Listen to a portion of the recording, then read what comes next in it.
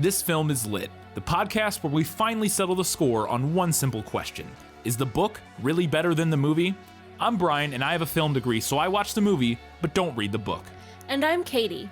I have an English degree, so I do things the right way and read the book before we watch the movie. So prepare to be wowed by our expertise and charm as we dissect all of your favorite film adaptations and decide if the silver screen or the written word did it better. So turn it up, settle in, and get ready for spoilers, because this film is lit.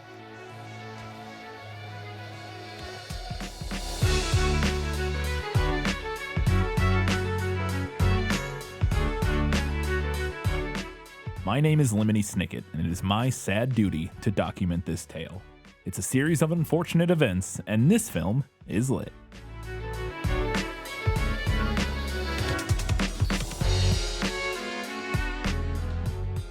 Hello and welcome back to This Film is Lit, the podcast where we talk about movies that are based on books. We have a great episode about a series of unfortunate events. The movie, not the Netflix series, in case you're confused. Maybe one day we'll talk about the Netflix series. We have both seen it. I have a note about that in our odds and ends, yeah. We'll get to that later. We both have watched it, but that's not what this episode's about. This is about the movie with Jim Carrey, so if that's what you're here for, you're in the right place. If you have not read or watched a series of unfortunate events recently, we're going to give you a brief summary of the film, and let me sum up. Let me explain. No, there is too much. Let me sum up. This summary is sourced from Wikipedia. In a clock tower, investigator Lemony Snicket begins writing a documentation of the whereabouts of the Baudelaire children, 14-year-old inventor Violet, her 12-year-old bibliophile brother Klaus, and their mordacious 2-year-old younger sister Sunny. Looks that up so you don't have to. Mordacious means likes to bite things. Which if you've seen it makes sense, or you would maybe get that. But yeah. I had to look up that word because I was like, mordacious, what does that mean? One day, the children are orphaned when a mysterious fire destroys their mansion, killing their parents. Mr. Poe, the family banker, manages their affairs and leaves them in the care of Count Olaf, a nefarious stage actor intent upon secretly obtaining their family fortune, which will remain in the custody of the bank until Violet turns 18. Olaf forces them to do heavy chores and belittles them. Driving back from the court where Olaf has legally obtained custody of the kids, he stops to go into a general store, leaving them locked in the car parked on train tracks with a train heading toward them. Mr. Poe calls and Violet tries to tell him that they're about to be hit by a train, but he's unable to hear them due to him driving next to said train. The children divert the train by building a device to remotely activate the railroad switch, just in time saving their lives. Mr. Poe arrives and takes them away, thinking that Olaf was allowing the kids to drive the car alone. The orphans are taken to Uncle Dr. Monty Montgomery. The orphans are taken to Uncle Dr. Monty Montgomery, an eccentric herpetologist who treats them incredibly kindly. One day, Olaf arrives disguised as a new assistant, Stefano. The orphans attempt to warn Uncle Monty about Count Olaf's arrival, but he believes Stefano is after the incredibly deadly viper, a giant misnomer python, in his laboratory that he has discovered. Uncle Monty is discovered dead shortly thereafter, and his death is blamed on the viper, although the children are certain that Count Olaf is responsible. They are almost placed in Stefano's care by Mr. Poe, but Sonny proves his guilt by showing that the snake is harmless, and Stefano escapes. Mr. Poe then takes the children to their Aunt Josephine, a grammar-obsessed widow with panphobia living on a house at the edge of a cliff. Olaf later appears disguised as a sea captain named Captain Sham to meddle with their plans again. One day, Josephine is not at the house, leaving an apparent suicide note entrusting them to Captain Sham. Klaus deduces that Olaf forced her to write the note, but she left a hidden message revealing her location. A hurricane causes the house to fall into the lake. However, the children escape just in time. They sail to the cave where Aunt Josephine is hiding and rescue her, but attracted leeches due to Josephine eating a banana. Olaf appears and takes the children, leaving Josephine to be eaten by the leeches. Mr. Poe then finds him with the children, and Olaf pretends to have rescued them. Mr. Poe is fooled and returns the children back to Olaf, believing that he has redeemed himself. Olaf then plans a play titled The Marvelous Marriage, starring Violet and himself as bride and groom, respectively. Klaus's suspicions reveal that Olaf is planning to take advantage of the play to really marry Violet in an attempt to get the fortune using legally recognized vows and a bona fide justice of the peace. Olaf locks Sunny up in a birdcage, threatening to drop her to her death if Violet refuses to take part in the play. Klaus escapes and finds a hidden tower in Olaf's house where he discovers a large window with a set of lenses that, if positioned correctly, can focus the rays of the sun, and he realizes that Olaf used it to set fire to the Baudelaire mansion. Using the window, Klaus manages to burn the marriage certificate, leading to Olaf's arrest. As a punishment, Olaf is made to suffer every hardship that he forced upon the Baudelaire kids before serving a life sentence. However, a jury of his peers overturn his sentence and Olaf vanishes. Violet, Klaus, and Sunny are taken to visit the charred remains of their old home one final time, where they find a lost letter from their parents has finally arrived in the mail, and inside is a spyglass announcing their family's secret society before they became orphans. Snicket finishes writing his documentation and hides the papers in the clock tower for his publisher to find.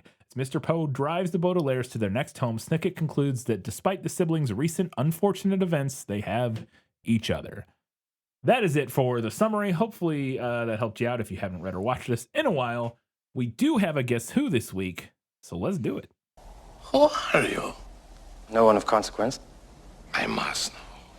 Get used to disappointment. Okay. All right, I think you're going to get these. I think they're going to be pretty easy. He was very tall and very thin, dressed in a gray suit that had many dark stains on it. His face was unshaven, and rather than 2 eyebrows, like most human beings have, he had just one long one. His eyes were very, very shiny, making him look both hungry and angry. That's Count Olaf. Yeah, that is Count Olaf. Eyebrow was a dead giveaway there. Yeah. And Jim Carrey looks pretty spot on to the illustrations. Yeah. Of Olaf. Yeah, and so as does Neil Patrick Harris in the Netflix version. They're very similar styles. Yes, a very both similar of them, character design. which is both very clearly inspired by the book, which I assume has always had some kind of illustrations of Olaf. And it definitely could tell that they're just both pulling from the book. From behind the door stepped a short, chubby man with a round red face. The person that most immediately jumps out to me for this would be Mr. Poe, who is the banker. Is that your guess? Yes. It's not Mr. Poe. This is Uncle Monty. I could see that too. That was my second guess, but that doesn't really match the version we get in this movie, right. or in the Netflix series from my memory. But in this movie, it's played by Billy Connolly, very famous, like well-known Irish actor, I think. And yeah, he's like taller and thinner and like handsome guy. This is not what I would expect. Not the description I would give to Billy Connolly. The cover of this book. Oh, is he on the? Wait, Yeah. which one's him? The guy with the red hair. Oh, in the middle? Okay, Yeah. yeah. In that illustration, he does. I wouldn't say he's short and chubby, but it's hard to tell because he's behind a snake or something. But all right, last one. From behind the door appeared a pale woman with her white hair piled high on top of her head in a bun. okay, well that one's clearly Aunt Josephine. Yes. Yeah. So yeah, I would say that one was easy. And if you had done the order backwards, I would have gotten Monty because of the way it's written. Yeah. And I didn't read ahead here. I didn't cheat. But if I had read ahead and saw that second one, I would have gotten, or the third one, I would have gotten the second one because I would have realized these are the introductions to their new caretakers because the language is the same. So we're obviously doing the same thing here.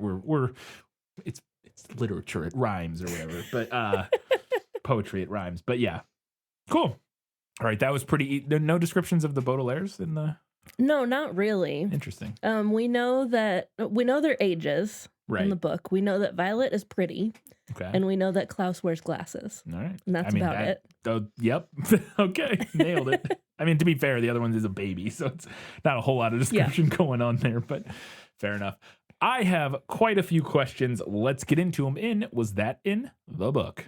Gaston, may I have my book, please? How can you read this? There's no pictures. Well, some people use their imagination. So the film opens on this very fun little stop motion animation of The Littlest Elf. It's like a different movie. I legitimately took a second. I was like, did we turn on the wrong movie? Did I order the wrong movie? But then I was like, I don't think so. But then it's revealed that this is not the story that we're going to be following. And it's very in the spirit of the Lemony Snicket, where he jumps in and is like, unfortunately, this is not the happy story we're following. I have a much more miserable story to tell you. But I wanted to know if that false intro of The Littlest Elf came from the book. So it's not in the 3 books that I read. Okay. which is a caveat that I'm going to make several times throughout your questions. We should clarify that, for audience. For people. And because there were actually quite a few of these books out by the time the movie came out. I think there were like 10 of them out, I think. And there's like, what, 13 there's 13 total? Yeah. And I did the best that I could. The fandom wiki for this is actually pretty thorough. Yeah. So I did the best that I could to find out specific things that you were asking about. That were in like later books, potentially, But you only, just to clarify, you read the first 3 because that's what this movie is. That is what this movie is based on. So I read The Bad Beginning, The Reptile Room, and The Wide Window. Yeah. So The Littlest Elf does not appear in any of those 3 books.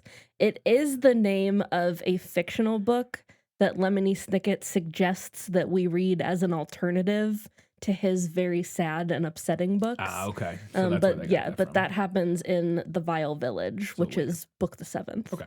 So at least 7 were out by the time they they made this movie. As an intro, it is definitely in the spirit of the first book. The Bad Beginning starts off, first lines of it are, if you are interested in stories with happy endings, you would be better off reading some other book. In this book, not only is there no happy ending, there is no happy beginning and very few happy things in the middle. Yeah. So definitely. Which it might even be the exact line in the movie. I don't remember, but when we get to the end of this and we get like the record scratch, actually this isn't the movie. Or, like that might be the line that is said. If not, it's very similar for sure. Cool. So we then jump in. We're into our actual movie, which is about the Baudelaire twins, who are children, who are these 3 kids, Sunny, Violet, and Klaus. And one thing in particular, they all have like very distinct character traits as these kids. But one of the things is that Violet is like an inventor. And whenever she's doing her inventing or her problem solving, she ties her hair up with a ribbon. Like ties it into like a ponytail with a ribbon, and that's how you know she's like thinking and like doing her thing. And I wanted to know if that came from the book because I remember it from the Netflix series, but does it come from the book? It does, yeah. This is mentioned numerous times throughout all 3 books. The way that she uses the ribbon. Yeah. We then get a pretty early title drop. Is that the kids are like standing on a beach, and Mr. Poe shows up. Played by Timothy Spall. Peter Pettigrew is that actor, I think. I'm pretty sure. And he is the guy who's like kind of in charge of getting them to their respective. Yeah, he's in charge of the estate. He's like the estate layer. He's like the executor of their parents' will or something like that. So he's the one who's responsible to like take them to the people who are going to be their guardians or whatever. And so he takes he shows up and he says to his first line to them, I must inform you of an extremely unfortunate event. And I wanted to know if that title drop came so quickly in the book, because I did not recall that. It does not. In the book, Mr. Poe says that he has some very bad news for them. Okay. So no title drop there, because we get another title drop later. There are title drops throughout these 3 books, but not in this particular instance. Right. I'm going to do my best throughout this not to constantly reference the Netflix series, but just to clarify, I have not read the books. I have seen the entire Netflix series. Yeah, so the Netflix series is kind of your only frame of reference for this. So there is, and from my understanding, the Netflix series was a fairly faithful adaptation, and it does seem like it's fairly similar to the movie in a lot of ways, like stylistically and other things. You can tell that the Netflix series was not trying to like be an entirely different thing than the movie is. Like it almost feels like they're like, what if we just made the movie but like more? Yeah, because it's very similar in a lot of ways. But anyways, I'll do my best not to constantly relate everything to the Netflix series. I'm going to try. I say as in my next question literally has a reference to the Netflix series in the question. But in this film, and from my memory in the Netflix series, they subtitle all of Sunny's lines. Sunny is the baby Baudelaire who's like 1 or 2 maybe. I think the description or the summary that you read said she was 2. Yeah, that sounds about right. In the books, they say she's an infant. Yeah. So but she doesn't speak, doesn't walk, is very, very young. Yeah. And I wanted to know, so in the film and in the Netflix series, they subtitle all of her baby babblings with lines, like she's actually saying things, and often the other Baudelaire children respond to her as if they understand what she's saying. Yeah. Like she'll like babble something, and Violet will be like, "Sonny, not like how dare you," or something, you know, like they understand what she's saying. And I wanted to know if the book translated Sonny's thoughts to the reader the same way that the movie and the Netflix show do, because I like that. I think it's a lot of fun. Yeah, so this is something that comes from the book. Although, in my opinion, I think the approach is slightly different. Like, to me, the subtitles imply like a direct translation. Yeah, Whereas probably. Yeah. The book approaches it more like this. Like, the first time that we encounter this, the line is, "This morning, she was saying gack over and over, which probably meant, look at that mysterious figure emerging from the fog." Yeah. So it feels slightly different, although the way that Sonny and Klaus respond to her in the books is pretty much the same as it is in It's the like they movie. Yeah, it's understand like her. they understand what Yeah. she's saying. And yeah, I think it's very similar. And I imagine that a lot of the lines in the show that they use for the subtitles are probably from the book. Yeah. Of like what they Yes. suspect she's saying or whatever. Okay. There's a very specific line. I don't know why I'm asking, but there's a very specific line that kind of cracked me up where they're finally, so Poe picks him up, takes him to Count Olaf, who is their closest relative. We'll talk about that later, but their closest relative, and they drop him. He drops him off there, and they're introduced to Count Olaf, played by Jim Carrey in this one, and he's kind of introducing himself. And one of his first lines when he's talking to Poe, he says, "Okay, so where do I sign for the children?" Very clearly establishing, which it's clear the moment you see him and hear him talk that he is not a good guy with good motives. But that line cracked me up, and I wanted to know if where do I sign for the children came from the book. It does not. Okay. That bit is not from the book. Fair enough. This was a scene that my next question here is, it's not something I remember from the Netflix series, which is that Klaus has to cook dinner. He asks them, he has a bunch of his acting troupe over, Olaf does, because he's an actor. And he has his acting troupe over, and he asks them to make dinner for him, and they make pasta puttanesca. And he's like, "I wanted roast beef." And when they start like kind of say like arguing with him about it, he just hits Klaus in the face. He just like clocks him. And I was like, oh, I do not remember in the Netflix series Olaf ever like violently, like physically hitting like the children or anything. And I wanted to know if that came from the book, because that kind of surprised me. This does come directly from The Bad Beginning. I don't remember whether or not it's in the Netflix series. I would be surprised if it wasn't, because it is straight from the book. Yeah. In the book, he actually hits him hard enough to leave like a large bruise on his face. I thought that was surprising, because I wasn't expecting, from my memory in the Netflix series, like Olaf's dynamic with them is a lot more cartoonishly villainous. I have so many thoughts on that. Okay. In our Lost in Adaptation. All right. Well, then segment. We'll get to that later then, because my memory was that he was much more cartoonishly villainous. Yeah. And he still is, like, for the most part, like, it's very over the top, like, yes, like evil, like mastermind villain crafting his plans, but never actually like really doing anything that ultimately harms the children. Like, he's trying to harm the children, but like he never succeeds in any way, so the children don't actually, I don't know. So I was kind of surprised to see him like actually just hit Klaus. And I was like, oh, okay. But we'll talk more about that later. So, like I said, he does try to murder them quite a bit, though. And the first time he tries to murder them, as after he gets guardianship of them or whatever, some sort of paperwork gets done, and then on the way back from that, he leaves his car, he parks his car on the train tracks, and then goes into a shop to do some shopping, and locks them in the car, hoping they'll get hit and killed by a train. And I wanted to know if that came from the book, because I also really like in the movie the way it's revealed. Like, we don't realize that at first. Like, he parks and he's like, I gotta go into this store, and you see him lock the doors, and then there's like this slow kind of build as we like slowly start to like, the camera reveals more and more about the environment, and then we eventually get to a point where we realize, oh, they're parked on train tracks and they're gonna get hit by a train, which I thought the way that was revealed was really effective and fun. But I want to know if it came from the book. The train scene is not from the book. I did think that it was a lot of fun, and I also thought it was a good way to like move the plot along.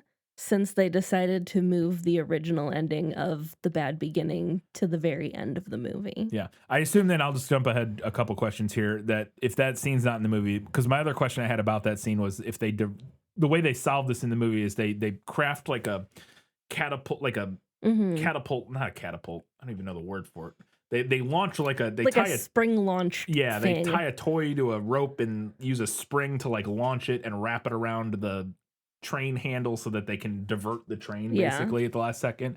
So I assume that's not in the book if the scene is not in the book. And no, it is not from the book, but I also liked that. I thought it was a good way to demonstrate Violet's talent for like mechanics and building things and thinking of things quickly. It also felt really, it's not realistic at all, but it has just enough realism to it that it feels a little plausible. Yeah, it's one of those things where, that's such a sweet spot, and that's what I was interested to see if it was in the book, because it reminds me a lot of other things in the series, again, from my memory of the Netflix series, where a lot of the, like, that kind of stuff, the tactile, like, problem solving and the stuff they do, as over the top as the series is, some of that stuff feels somewhat plausible and realistic in a way that I think makes it much more enjoyable. Whereas if it was like this completely over the top nonsense, like contraption that they like if they had invented in the car, like some way to like, I can't even think of a good example, but I could come up with some other way they had figured out how to get the car off the train tracks or keep the train from hitting them. Like they created like I don't know, some sort of device that they make like a rocket launcher that like moves the car off the tracks something. something. I don't know. Like it's just believable enough while being clearly ridiculous that you're like, yeah, I don't know. It's hard to explain, but I really liked it. Similar note in that scene when they're trapped in the car, they realize the train is coming, and their first line of action is Violet asks Klaus if, like, she's like, you read about trains all the time. You know anything about trains that could help us? And this is where we get this first instance of this, and I think it only happens like twice in the movie. It happens maybe, like a handful of times, like 2 or 3 times. I assume it would have been a thing that kept happening had the series, had they made another 2 or 3 movies or however many they were planning to make. I do think, but anyways, the thing that happens is that as she asks him to like remember, because the movie set up earlier that Klaus remembers everything he's ever read. He's a voracious reader and he remembers everything he's ever read. So she's like, you remember anything about trains? And we get this really cool visual motif where we cut to the Baudelaire library and he starts thinking about trains and remembering what he knows about trains. And when that happens, we get these insert cuts to different shots of books sliding off the shelf, relevant books about like trains sliding off the shelf. And I thought that was really cool and a very fun little visual flourish to kind of visualize how Klaus is like, because it also feels very realistic, kind of like how memory palaces like operate for, I don't know, that's a whole thing, but like how people develop these like memory tricks to like recall things. It feels kind of like realistic in that regard. So I wanted to know if that imagery of him, like of the books pushing out from the shelves when he's remembering what he's read, if that felt like that was inspired directly in something in the book. Obviously, I'm not expecting necessarily the exact description of that thing, but if it feels like it's, I don't know how to describe it, but you get what I'm saying. So the book usually does tell us whether or not Klaus has read books about whatever the subject at hand is. I don't know how much I would consider that a direct reference. Yeah, I guess. But I think you could make an argument for it. I think for sure. I guess what I'm asking is, there's not like anything in the book where it's like where we get like a description of Klaus like visualizing the bookcase, or you know what I mean? Like it's like like the book doesn't describe Klaus like, and then he visualized the books he read and like he sees one about this and what, you know what I mean? Like that. There might have been one instance where he like visualizes the library. Okay. That's what I was wondering if like, because that would be kind of at least a direct, potentially a direct thing that the movie was pulling from, as opposed to just completely inventing that visual whole cloth. I feel like I do remember there being at least one instance where he like visualizes the bookshelves. Okay.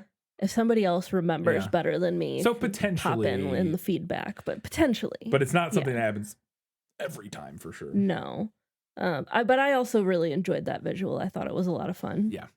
So after that all goes down, they are then taken away from Count Olaf, not because he tried to kill them, but because Poe thinks that he let them drive the car or whatever.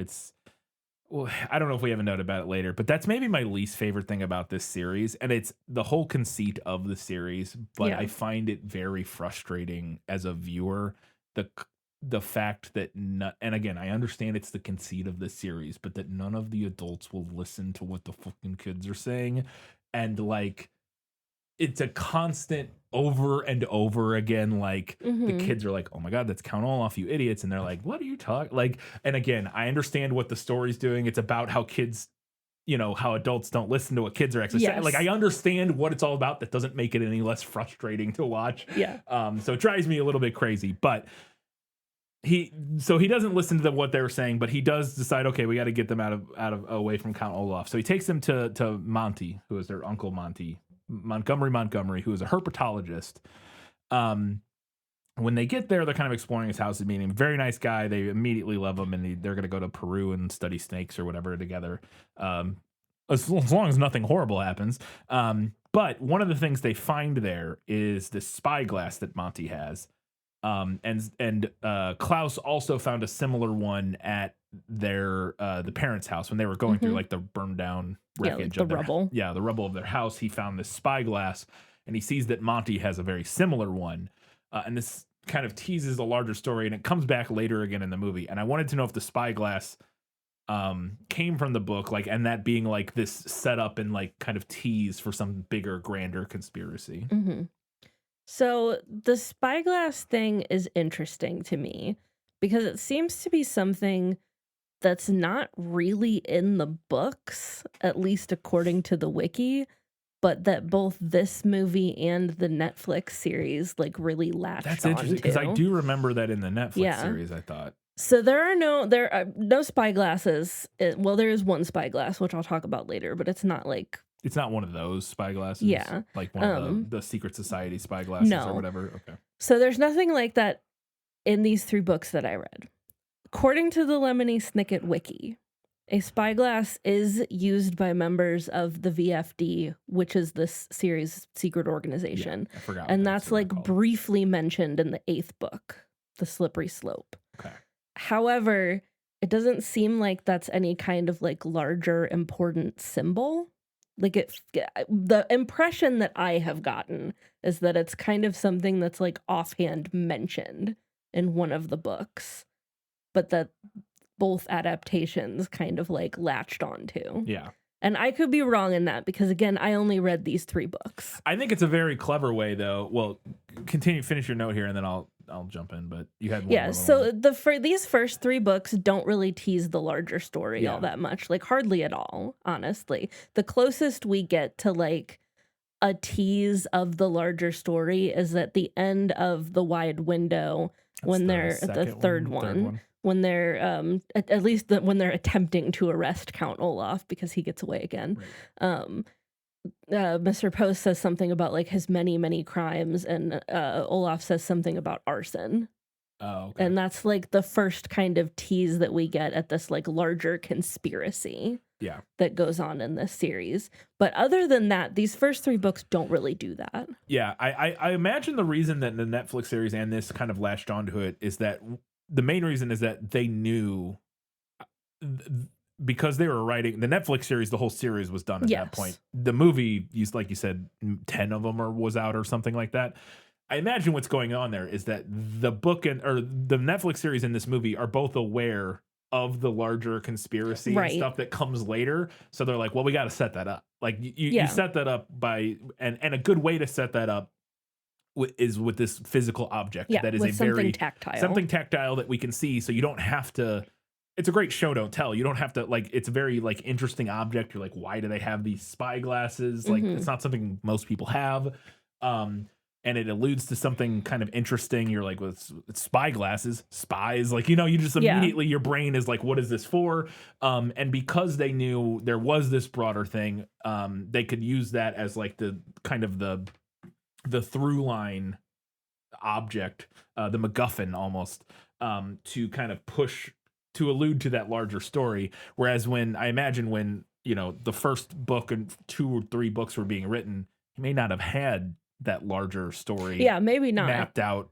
It's a very classic thing where as they're writing, he's writing the books as he goes and maybe has like a loose idea of where everything is going, but it doesn't have it completely mapped out. Whereas the people making the movie and the Netflix series know exactly where this all goes later. So like, hey, we can seed a lot more of this in the earlier story. So I think it makes perfect sense. I think it works well both in this and in the Netflix series. Because I find it very fun that there's a spy, an antique spyglass as a mystery MacGuffin. Yeah, I just thought it was really interesting when I started poking into that it didn't seem to be something that was of large importance in the books. Yeah. At least from what I was reading. Yeah. So once they get to Monty's, Olaf shows up again, this time in his first disguise, disguised as Stefano, who is the herpetologist somebody has sent, I don't know. He's replacing Monty's assistant who was supposed to show up and who Olaf kidnapped met an untimely tied demise to a train or whatever.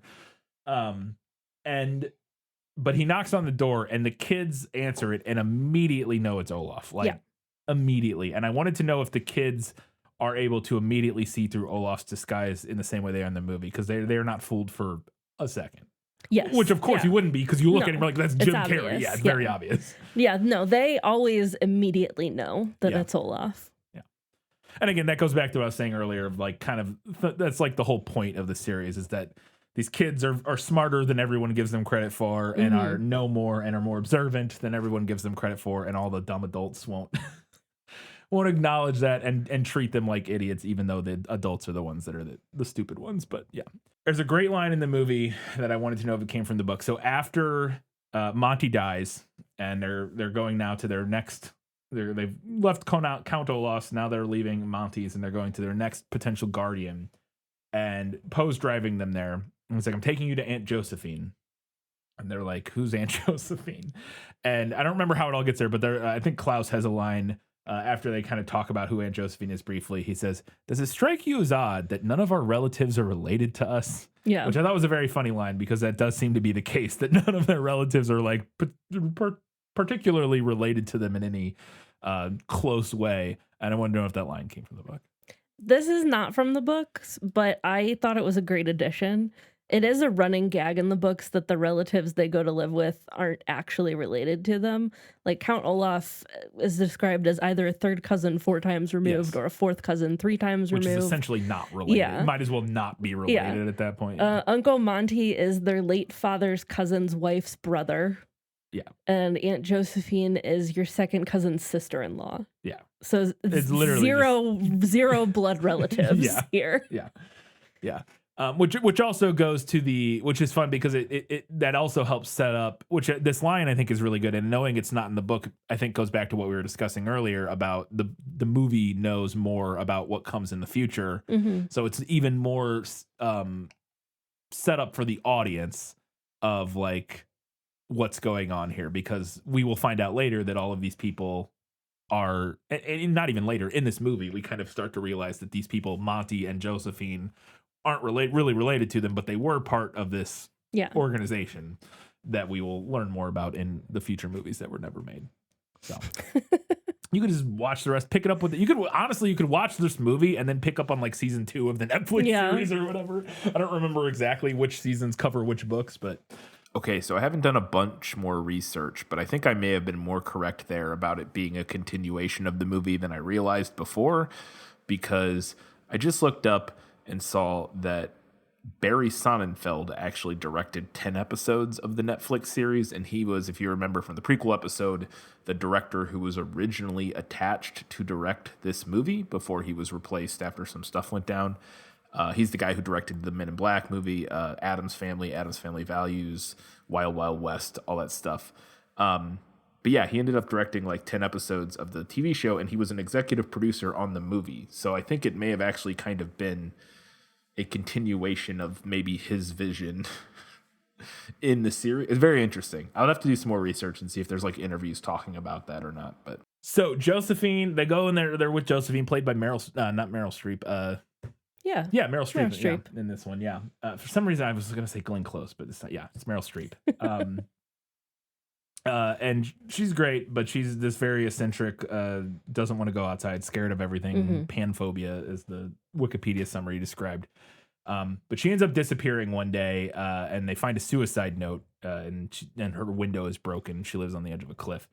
But as they're reading the note, Klaus starts noticing that this suicide note has a lot of weird grammar mistakes in it and like spelling mistakes and stuff. And he's like, but Aunt Josephine is like very, like grammar was her whole thing. Like she's very particular. Grammar was her joy. Yes.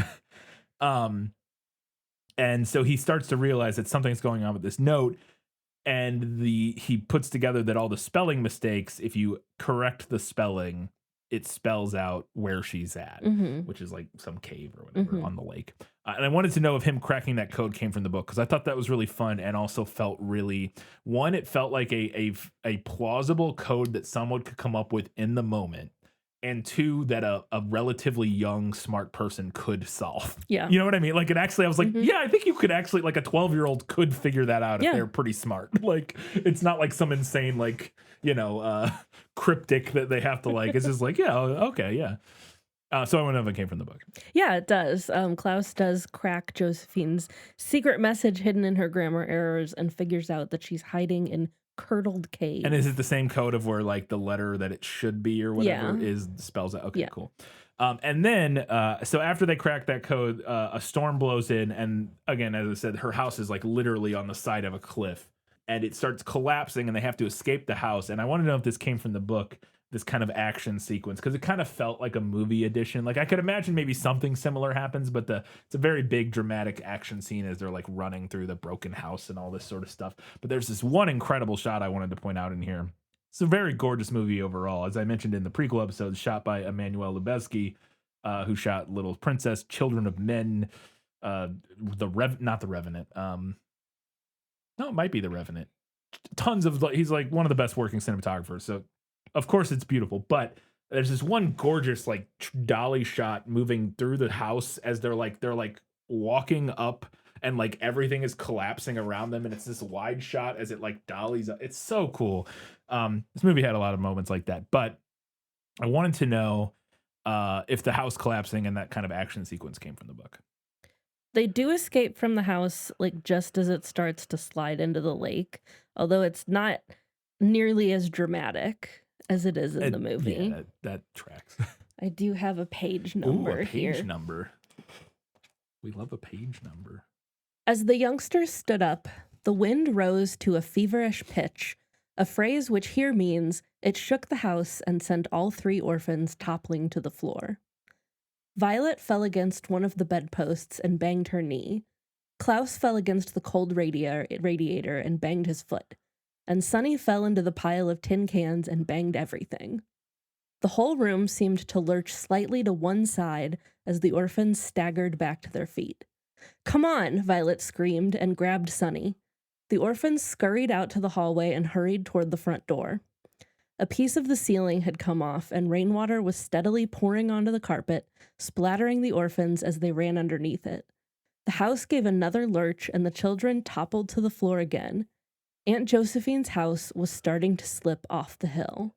"Come on," Violet screamed again, and the orphans stumbled up the tilted hallway to the door, slipping in puddles and on their own frightened feet. Klaus was the first to reach the front door, yanked it open as the house gave another horrible lurch, followed by a horrible, horrible crunching sound. "Come on," Violet screamed again, and the Baudelaires crawled out the door and onto the hill, huddling together in the freezing rain. They were cold, they were frightened, but they had escaped. There you go. Yeah, that's very similar. Yeah. Yeah, it's just maybe not quite as long of a dramatic set piece, but I'd say that captures it pretty closely. I had a question as you were reading that I was completely off topic. Kind of. I knew the phrase, a phrase which here means, or is it a phrase which here means? Is that or a phrase which here means, or sometimes it's a word which here means. Which here means, yeah. Obviously, I knew that came from the book because it's all over the Netflix series. It's all over the movie. It's a very recurring style thing. It's very funny that it just happened to be in that passage you read. My question isn't, is it in the book? Because obviously it is. My question is, how much is it in the book, and is it annoying? Like, is it in it too much, I guess is my question. It is in the book quite a bit. I personally don't find it annoying because it really hits a sweet spot for my sense of humor. I agree, but I could see how you might find it annoying. how often would you say it's in the book? I'm just like ballpark it. Do you think it's every chapter? I don't know if it's broken up into chapters or how the books. Yeah, I guess that's like if you had to like is it like it's pretty frequent. so how many pages is this book? Like they're roughly around 200 pages or something. Yeah, 170 pages, give or take, depending on the book. Let me do a case study. Well, I mean, that'll take here, forever. I don't need you. Hang on. Okay. I will simply search for the phrase "which here means." Now that, and I will say that that's not always the way that it's phrased. Worded, yeah. But that is how it's most frequently Usually, done. 9, 10, 11, 12, 13. So it's like 1 or 2 a chapter. Okay. That's not too bad, I don't think. You said 13, it's 170 pages, that first book, so it's like every 10 pages, a little bit less than every 10 pages. I think that's enough, or that's a reasonable amount where it's a fun motif, like it's a fun recurring motif, but it wouldn't get tiresome, I don't think. Yeah. Be right on that line. Anyway, I was just curious because I just thought it was so funny that the one you just happened to read a passage and it had that like immediately. I was like, I wonder how much that's actually in the book. Like, is it like every other page? Because that would be like, oh my God. But okay. Anyway, that was a complete sidetrack, but I was very interested to hear that answer. They do find Josephine, who is in Curdled Cave hiding, and they escape with her on a little boat. But as they're rowing back, she is eating a banana, which attracts the murderous leeches or whatever they're called. Yeah, I don't. They have the lachrymose. Lachrymose leeches. Yes, because it's Lake Lachrymose is Yeah. the lake, and they're just super attracted to food. So if you've been eating anything, which is actually really funny when they're talking about it the first time, Aunt Josephine is like. The eels are attracted, or the leeches are attracted to food, and that's how her husband died. And she's like, I told him not to wait 1 hour after eating before he went swimming, which is a really funny way to like tie in that old like wives' advice or whatever that I don't know, the wives' tale advice or whatever about like not swimming for an hour after eating, giving it like an actual reason. Is very funny to me. But I wanted to know if they find her in the thing, they're escaping with her. The eels the leeches show up to eat her, and then Count Olaf shows up. He has a much nicer boat. He's going to take them and rescue them, take them back to shore. And the kids get on the boat with him, and then he's about to get Aunt Josephine on the boat, and then he says something, and she corrects his grammar, and he's like, "No, fuck you. You can die. I hate you for correcting my grammar." And I want to know if that came from the book. So I would argue that in both the book and the movie, he's going to kill her anyway. I think that's probably, yeah. But in the book, yes, she does correct his grammar as she's begging for her life, which makes him even angrier.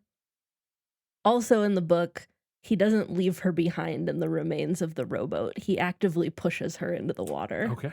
They get discovered in the water by Poe, and Poe, he pretends that he rescued the kids, and Poe's like, oh, it must be, and like, sure, okay, you can have them again. And then this is where we get the something marriage, what is it called? The Marvelous Marriage. The Marvelous Marriage, which is Olaf crafts a plan where he will put on a production of a play where these two characters get married, himself and Violet playing those two characters, but he will make it be a real marriage. They'll actually be married, and then he can basically steal the fortune that way because they're married to each other. And I wanted to know if that whole plot element of the fake play where they get married to steal the fortune came from the book. Yes, it does. This is the original ending of the first book, The Bad Beginning. Oh, interesting. Yeah. So they took the ending of the first book and moved it to the end of the movie. The movie, which covers the first 3 books. Yes. But yeah. Okay. And interesting. honestly, it's really neither a better or worse because obviously this is not something that would have worked in the books, like having them go back and then doing this other ending. But I think it was a really clever change for the movie to move this to the very end. Like, it's a big fun set piece with a dramatic reveal and the ultimate defeat of the main villain. So of course you want that for your movie ending. Yeah. How does the third book end then? So at the end of the wide window, Count Olaf is still disguised as Captain Sham. Yeah. And then he's revealed to actually be Count Olaf, and he gets away from Mr. Poe. So the normal again. ending Yes, where the he normal ending. escapes again, and then they get taken. Yeah. Okay. All right. So basically, we end up in the same place. They just move the climax of the first book to the end of the third thing. But the ultimate end is the same. They're going to another new guardian. Yeah. Olaf is on the run again, blah, blah, blah. Yeah. Okay. During this big production, Violet's in the play, obviously, so she can get married. Klaus is sneaking around. He has captured Sunny and has her in a cage that he's threatening to kill her. And Klaus is trying to rescue Sunny, who's like tied up at the top of his tower. He has like a big tower in his house or whatever. And Klaus climbs up to the tower to save Sunny, but while he's up there, he discovers that Olaf has this series of mirrors that directs the sunlight into a lens in his window that is like a big, it looks like an eyeball, like an eye, which is like one of the recurring symbols we see kind of throughout the thing. But he looks through this lens and realizes that it is pointed at the burning remains, which are still like smoking and smoldering in the distance of their house. And he kind of puts together that, oh my gosh, Count Olaf is the one who started the fire. And I wanted to know if Klaus discovers that in the book. And then if beyond that, Klaus then uses that same telescope lens thingy to burn the marriage license that gets signed during the play, voiding the marriage and saving the day. So, many thoughts here. Right. The cause of the fire in the books is never discovered. Okay. So, at least you mean like never ever? Never or ever. In these books? Never ever. Oh, okay. There are a lot of fan theories. Interesting. But the actual cause of the Baudelaire fire is never discovered. So this is a pretty big change then, revealing that it was Olaf. Yeah. Okay. Which is obviously the most popular fan theory, what most that fans it was think. Olaf. Okay. Yeah. So does Klaus discover this telescope thingy that Olaf used to burn their house down? No. And no. There is a moment in the wide window where Violet uses the singular mention of a spyglass. Yeah. In these books, she like finds a spyglass on the sailboat and uses it to start a signal fire. So there's that's kind of similar. Is there any illusion? Because I just kind of briefly read through your notes. Is there any idea that this contraption thing in Olaf's tower is that ever revealed to be there? Like maybe we don't talk about it. Like obviously the books never state that was what was used to burn their house down. But is there any allusion to that even existing in Olaf's house that we're aware of? You know what I mean? I don't believe so. Okay. No. And like I said, if it was, my guess would be it would be in a later book and not one of these ones. But I don't think we ever actually go back to Count Olaf's house after the first book. Okay. Because for some reason I have a vague memory of a similar thing in the Netflix series, but I might be wrong. I might be. No, you definitely do because I read about that on the wiki. Okay. So we're thinking maybe the Netflix series took that from this movie as well. Yeah, possibly. Yeah. Like I said earlier, to me, it really does feel like the Netflix series, as opposed to a lot of adaptations when they're like, we're doing this again, or like, let's get as far away as possible from this other thing. I really think the Netflix series was like, this is actually pretty good. Let's just do more of that. I do think the Netflix series took a lot of stuff that they liked from this. And like unabashedly was like, no, this thing was underappreciated and was actually pretty good. Let's just like do more of it and, better in our own way. But like, yeah, that's interesting. Okay. So in the book, they do not get out of this particular jam with the marriage because Klaus burns the marriage certificate. So the first book sets up several times that Violet is right-handed, and then at the end of the play, she signs the certificate with her left hand. Yeah. The children then argue that the marriage is invalid because the bride did not sign with her own hand. And Justice Strauss backs them up and is like, yeah, that's correct. That's correct. Yeah. I am the law. and I totally get why this is something you'd want to change. It is a little silly. It does feel like one of those things that wouldn't hold water. I don't know, old-timey law sometimes. Yeah, maybe. Yeah. I also think it would just be a little clunkier to set up in the movie, like the setup that she's right-handed specifically. However, I have always really liked the left-hand plot twist. Yeah. It's kind of a fun little baby's first Chekhov's gun moment. Yeah, and I do think that is. I could be wrong, but I do think that is what the Netflix series. I think so. I have a think you're memory right. of the Yeah. handedness thing from bouncing Yeah. around in my head, so I'm like, I think that is what the Netflix series does. But okay, interesting. I think the movie's version of having him use that to burn it is a totally fine and like kind of fun Yeah, I way. think it's fine. But I get what you're saying. I agree. I do like that. It's a fun, weird, and even if it's like not like if you're like, well, that wouldn't actually work. It's like who cares? The series is full of stuff like that. Like it's the series definitely has an internal logic that works and feels real, but it also plays around with like what is realistic and believable a lot. These books do really like perform in a very elaborate dance on the line between like realistic and cartoonish. Yeah, and like over ridiculous where you're like, well, that would never. Yeah. And I think it does, again, from having only watched the Netflix series and this movie, I think it does a pretty good job of it in a way that feels right. Yeah. As like you're and honestly, the other thing with the left-hand plot twist is that it's honestly one of my most visceral memories of reading these books as a kid is like noting the left that she signed with her left hand and being like, oh shit. That means something. That means something. Yeah, that's fun.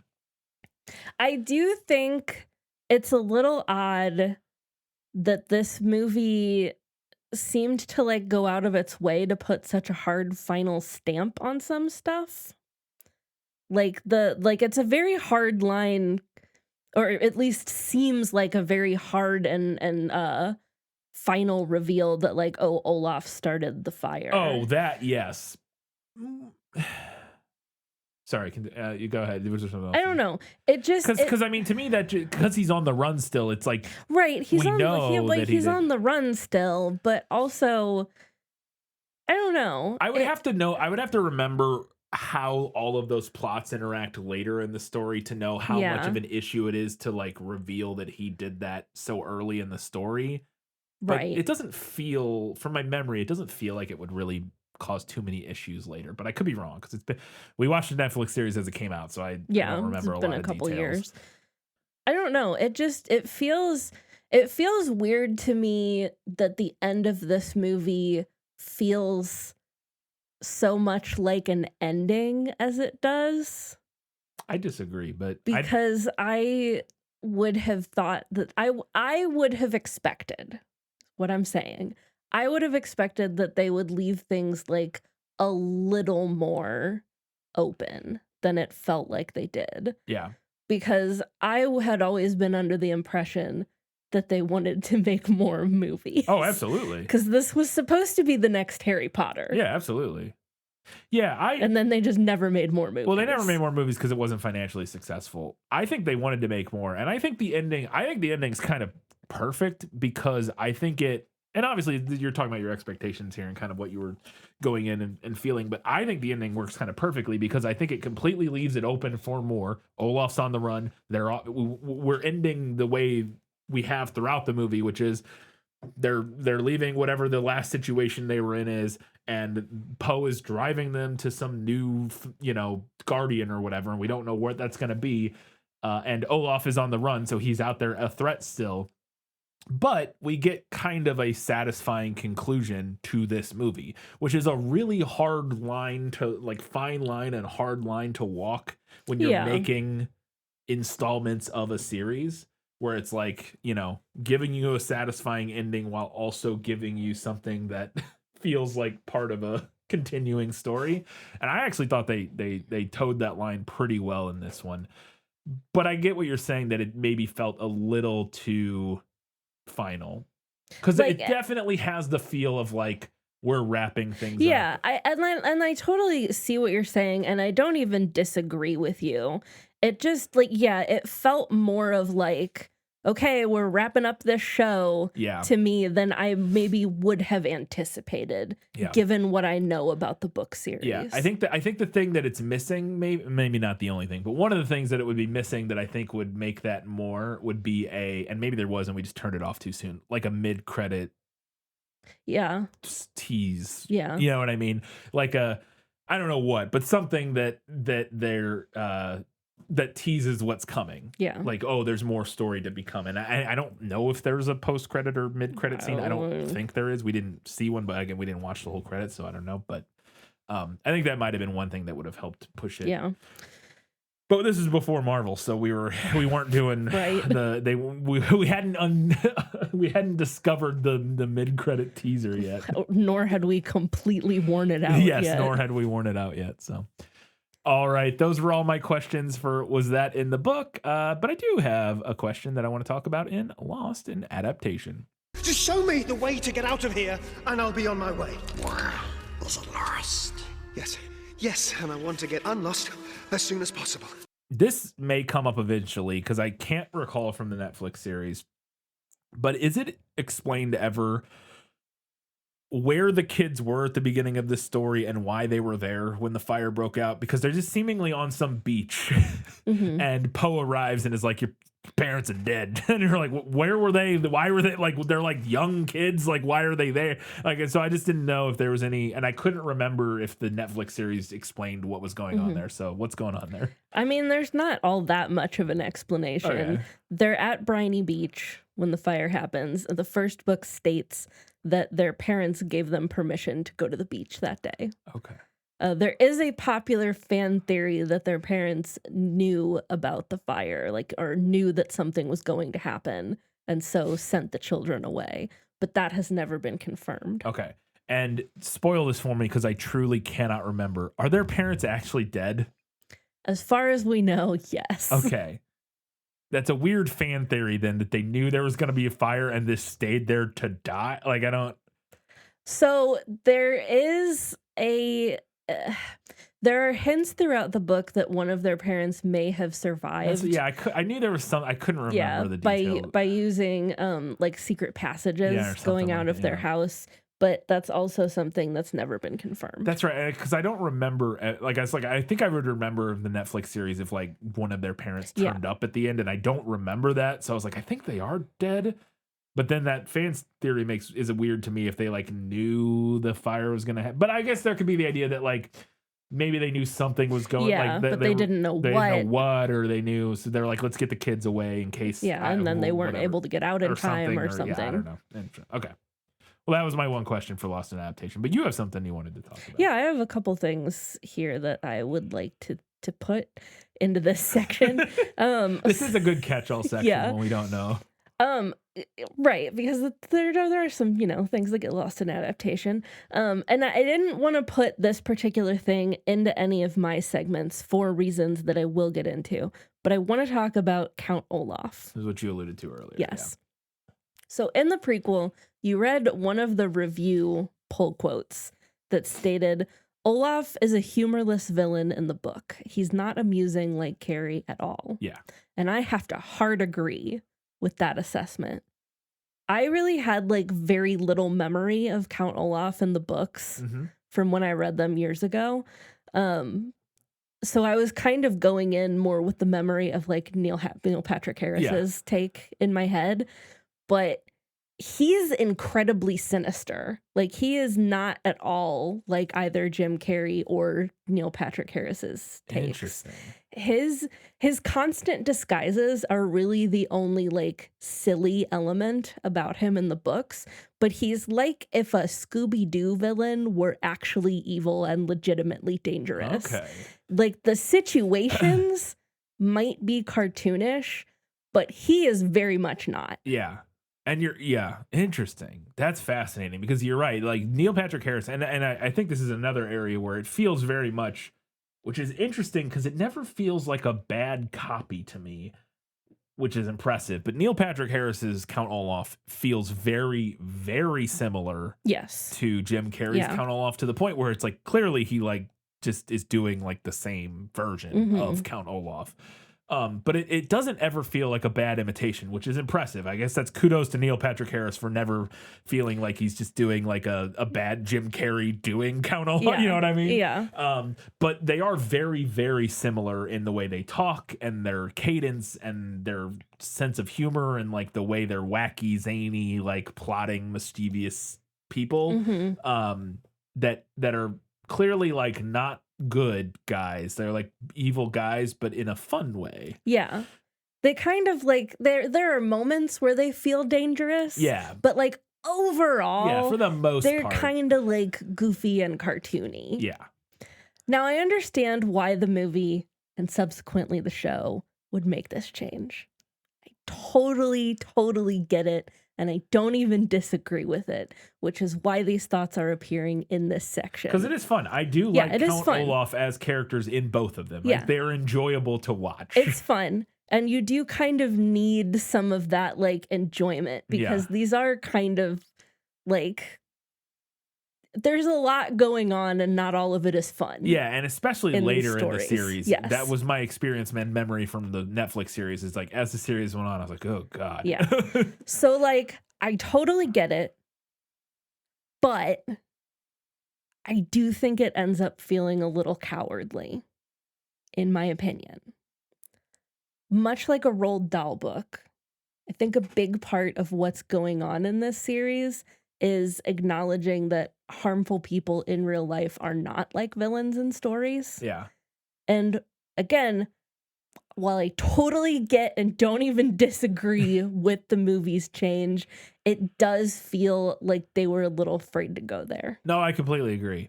And it's hard because I can totally understand why they would, because it has to be a daunting idea to translate that character into a blockbuster summer fun movie. Yeah, like, you know, like a fun summer family blockbuster adventure movie. Like, oh, we're gonna go see this movie that's kind of like the next Harry Potter. Or like, whatever, we're gonna go have fun at the theater. Yeah, and then if like the main villain in the series is like this abusive asshole who you're worried is literally going to murder these kids like constantly, and it's like it's just, but in a way that is not fun at all, would feel like it. Yeah, that would be very interesting.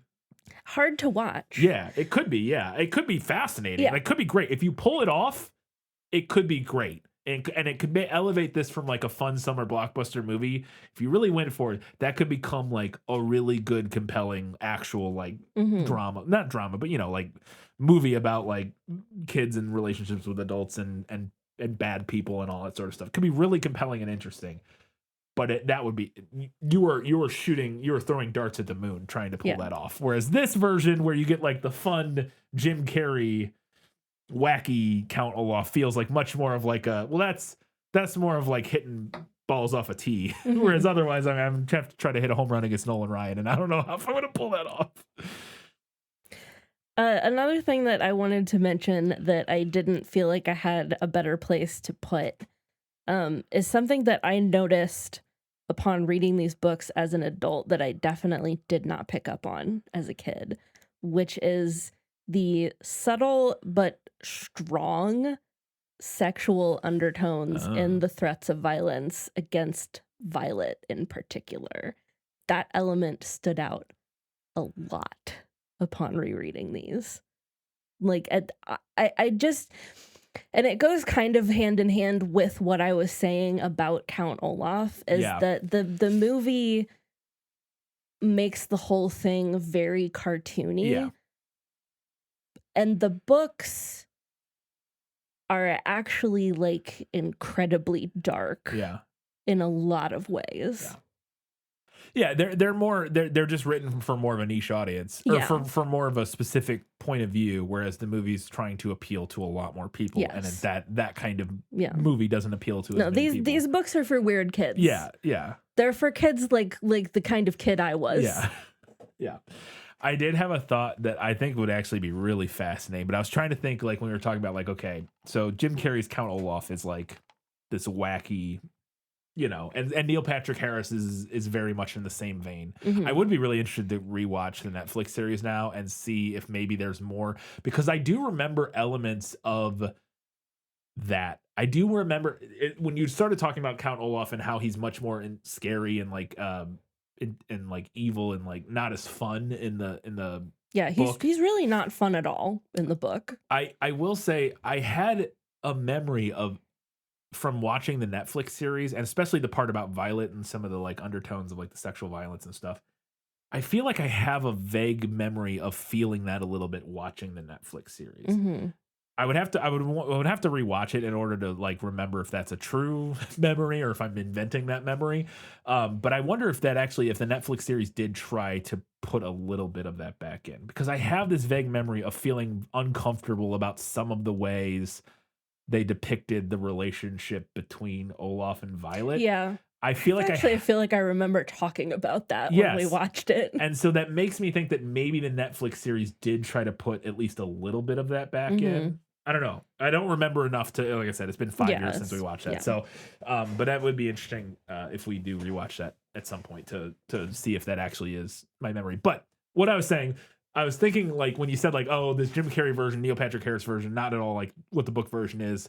I was like, okay, so what's the actor? We're remaking Lemony Snicket's A Series of Unfortunate Events for the third time, but we're doing a version where Count Olaf is not fun, wacky Neil Patrick Harris or Jim Carrey. Instead, he's awful, scary guy who dresses up in wacky costumes and can be kind of funny. And I have the perfect actor, by the way. And so I'm so excited. This preamble is all for me setting up the reveal of the perfect person for this role. I'm so happy about it. So I was trying to just figure out like who that person would be. Like if you're remaking this version that still has like the dark comedy and stuff, but also has like a truly scary, intimidating Count Olaf who has this air of menace about him. Mm-hmm. I have it.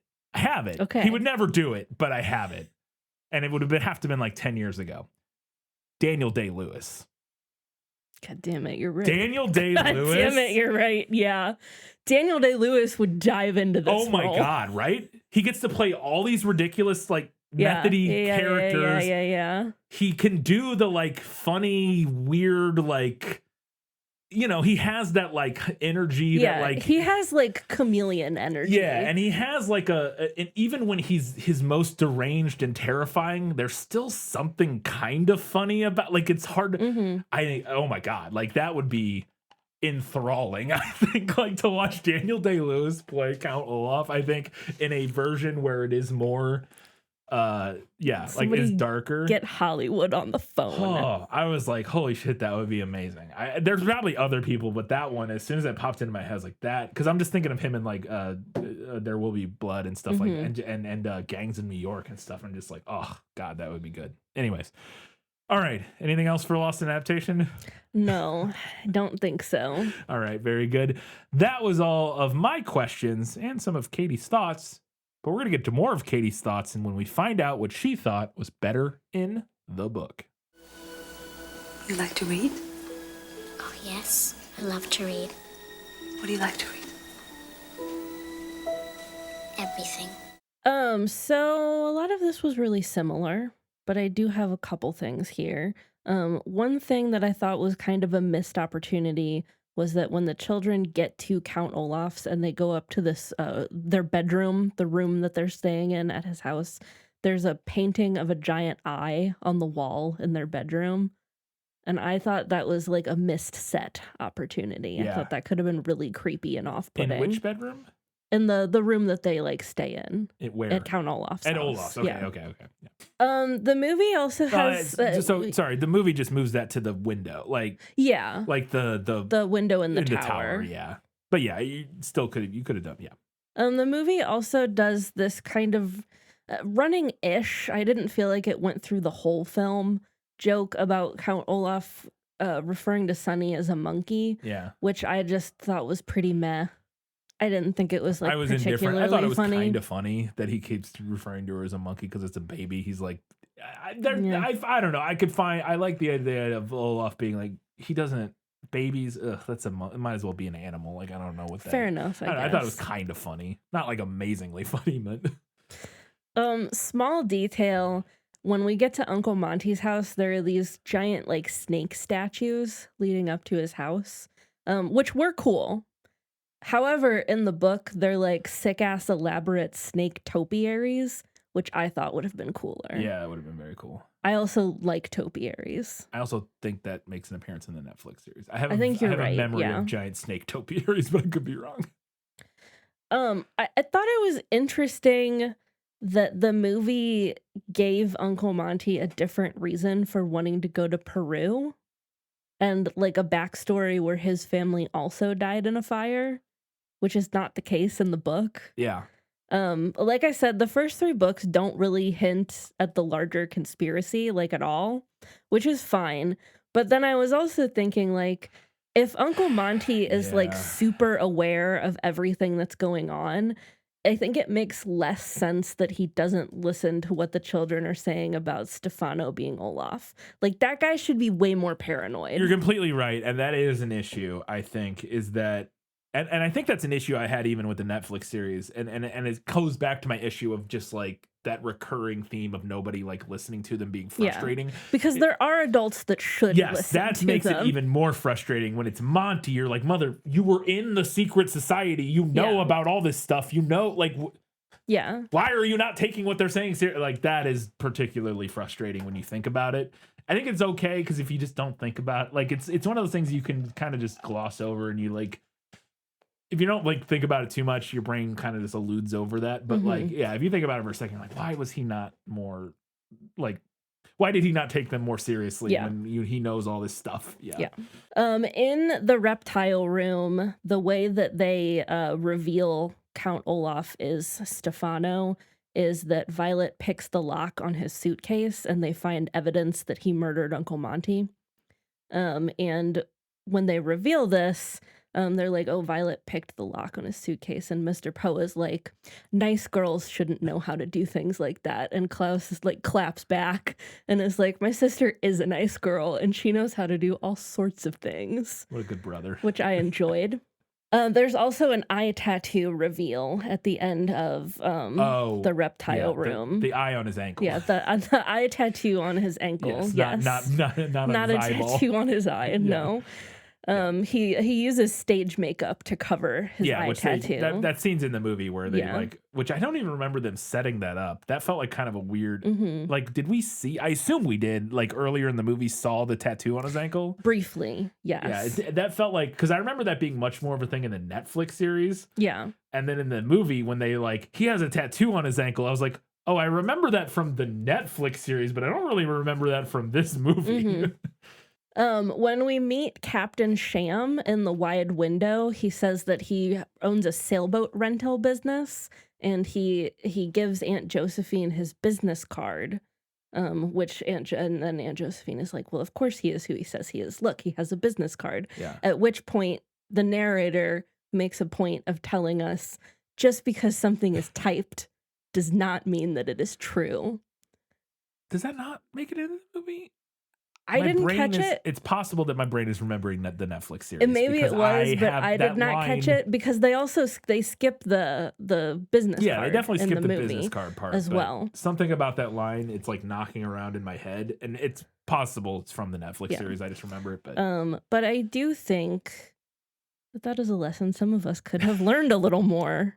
I think all of us, honestly.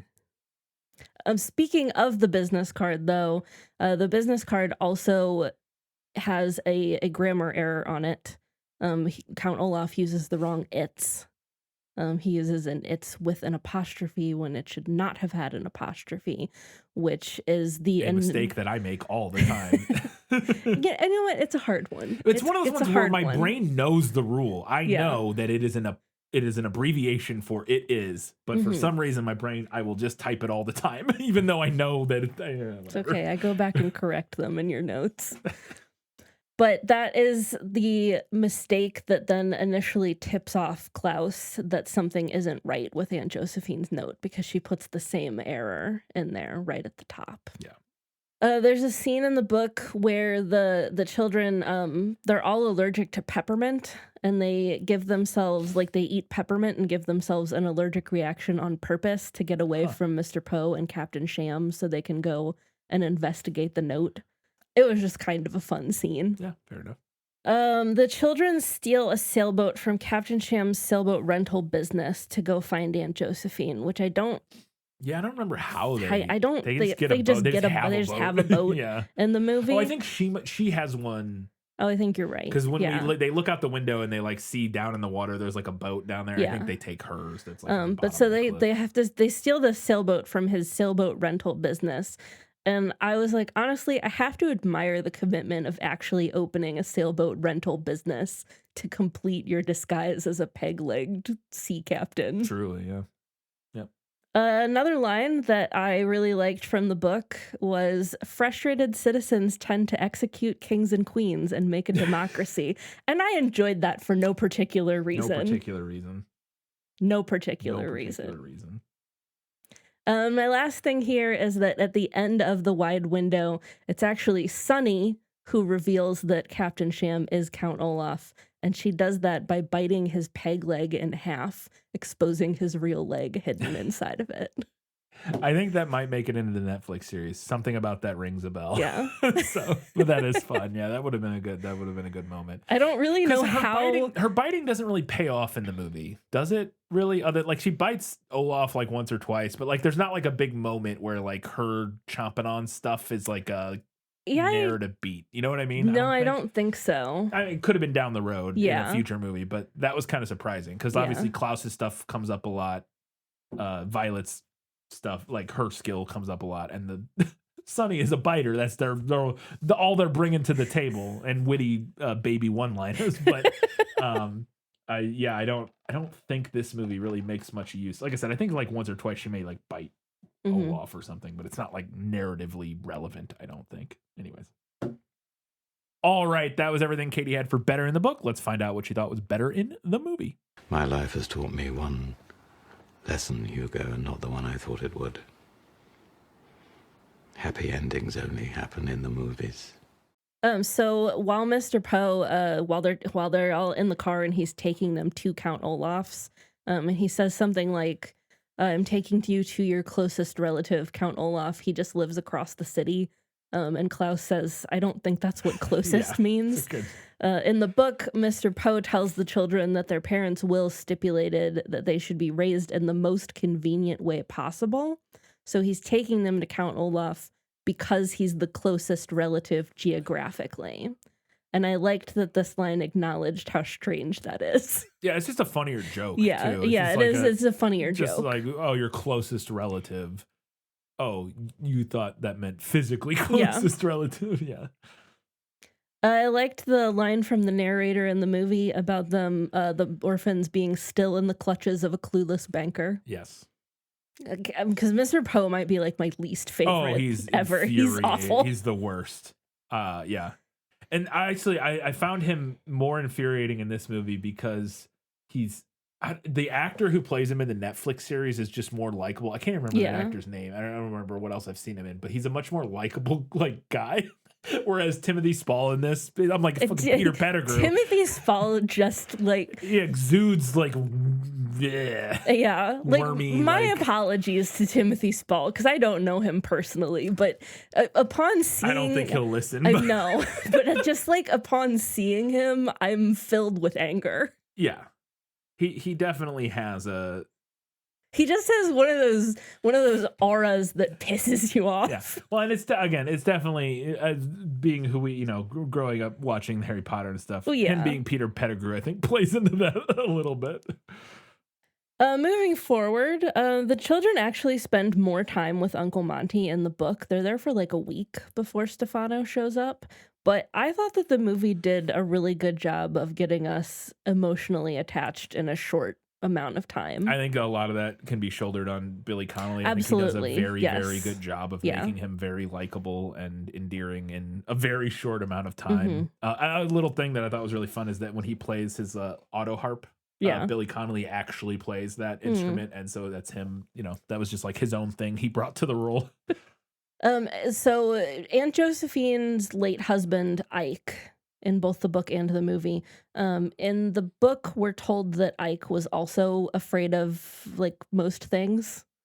But I thought the idea that Aunt Josephine used to be like super fearless before Ike died was sadder. Oh, yeah, it's way sadder. Way sadder. Yeah, I also liked the group photo reveal. of like all of them. Yeah.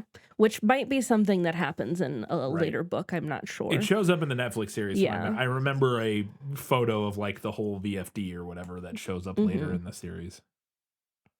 I liked that the movie had a bunch of Aunt Josephine's crazy fears come true as the house was falling into the lake. Yes, Like the the doorknob doorknobs exploding and Very like funny. That's not from the book. No, That's really good. Yeah, like the fridge almost crushing almost them. crushing them. Yeah, it's very, very funny. Are those fears from the book? Yes. Yes. That's really good. Yeah, then. that is a good that's change. Very, very clever.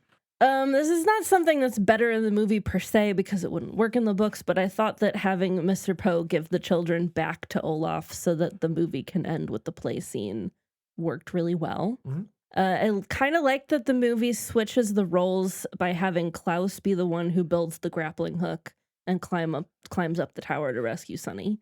When you say switching the roles with it's who? Violet in the books who Is does she that. not in the play at the time? It's the night before the play. Oh, okay. She's attempting to rescue Sonny so that they can like get out of this jam Escape that they're or in. whatever, Yeah. But she ends up getting caught as soon as she gets to the Gotcha, top of the okay. tower. So I thought that was fun. A little moment of Klaus being inspired by his older sister. Uh-huh. So my last thing here is kind of a complicated thing.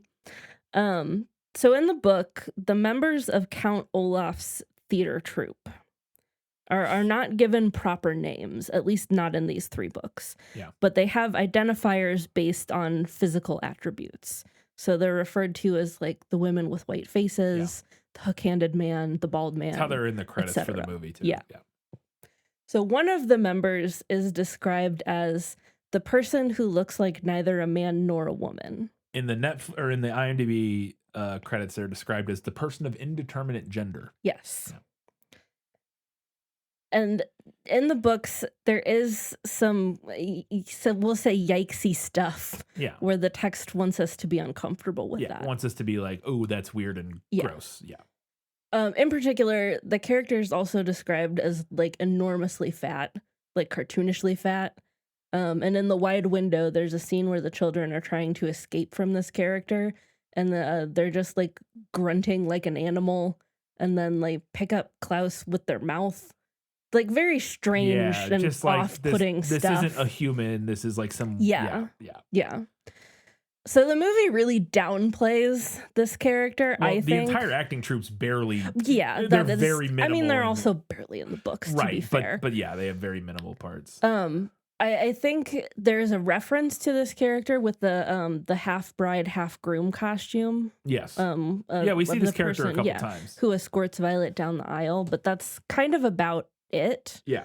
And now I'm not saying that all but removing this character was the right way to handle things, but the movie's approach does strike me as a lot less offensive than the books. Yeah, it's definitely one of those things that I think that character could actually, and even having that character be a villain could be done fine. Like, I think Yeah. you could have a character, like, they could all be these kind of strange, almost like, when I say strange, I mean that like they're very unique, like you said, like the hook-handed guy and stuff. I think having them even be like his band of villains could work if it was done in a way that felt that the physical characteristics about them wasn't what made them villains or weird, but was just a thing about them, if that makes sense. Like, I think you could pull it off. But yeah, I because I saw that in the IMDb credits, and I had a vague memory of that character from the Netflix series, because they do have those characters in the Netflix series. And I had to go back and read how that character was handled in the Netflix series, which sounded better than both of these. Yeah. But like that was, and I guess that was my point, is that I think you could do that character in a way that was interesting, but also not super problematic, Yeah. at least.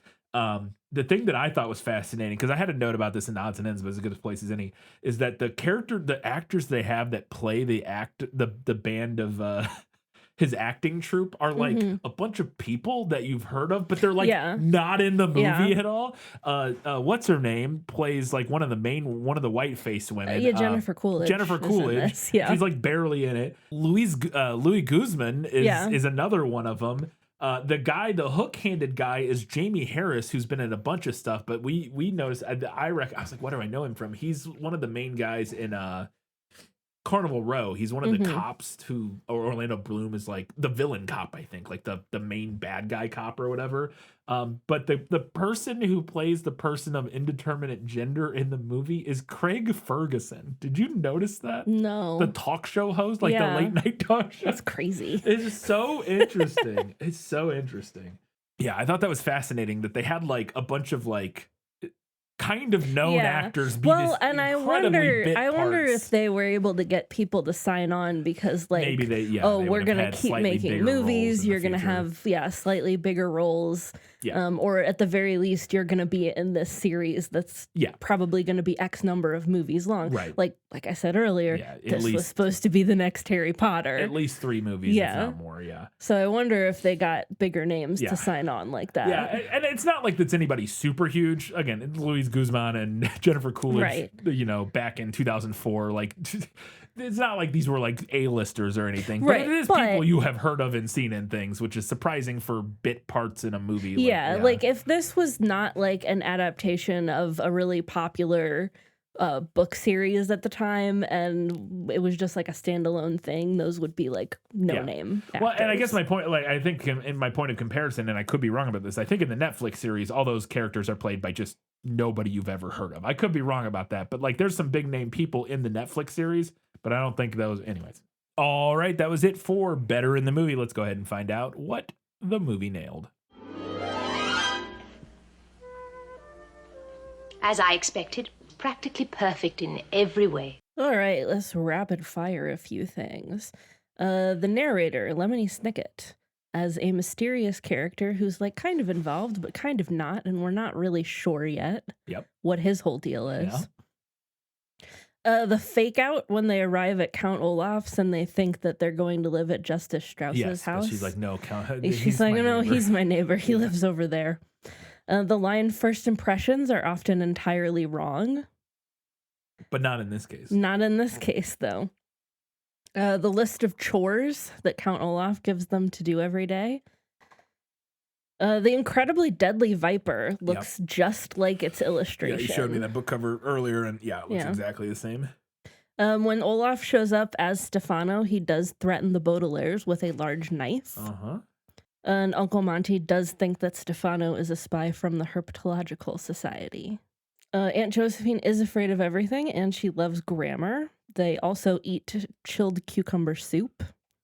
And Aunt Josephine is also terrified of realtors. Very valid fear. Yes, extremely valid. Also, the realtor in this movie was played by Jane Lynch. Yes, another. There's some random cameos. Like blink and you miss it cameo I have another in one this. in my notes in a minute. Captain Sham, aka Count Olaf, does flatter Aunt Josephine by calling Violet her sister. And he also does away with Aunt Josephine like almost immediately. Yeah. I didn't really remember the plot of that book, and I was like, oh, he's gonna try to like marry her. No. Klaus does convince Aunt Josephine to leave Curdled Cave with the threat of realtors. The realtors may find The realtors are going to show up. Yeah. The leeches do start eating the boat and the oars. Yeah, when they're trying to paddle. when they're trying to paddle away. The leeches in this are kind of like cartoon piranhas. Like they just eat whatever. Yeah.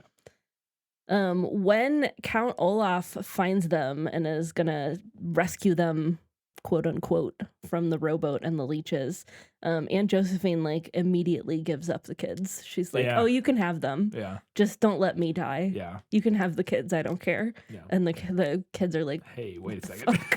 Yeah. And Olaf does force Violet and Klaus to participate in the play by putting Sunny in a birdcage and dangling her out of the tower window. There you go. All right, we got a handful of odds and ends before we get to the final verdict.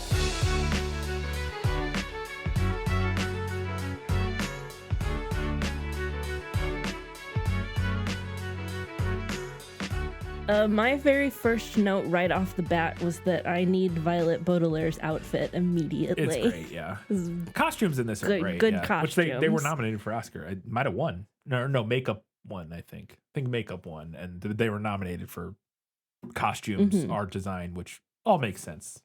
I talked about it in the prequel that there's a moment in the movie where Jim Carrey, when they first meet Count Olaf, he says something or they say, "Oh, our parents are dead," and he reacts by like going like laughing or something. I can't remember what he does. And then he says, "Let me do that one again, quick, give me the line." And then like Klaus like, "Our parents are dead," and then he reacts like, "Oh no," or whatever. Yeah. And the note in the IMDb trivia that I read in the prequel was that was unscripted, and that Jim Carrey just forgot his line or wanted to do his line again in that moment, and so said that, and then they used it in the movie, but that wasn't actually like planned to be there.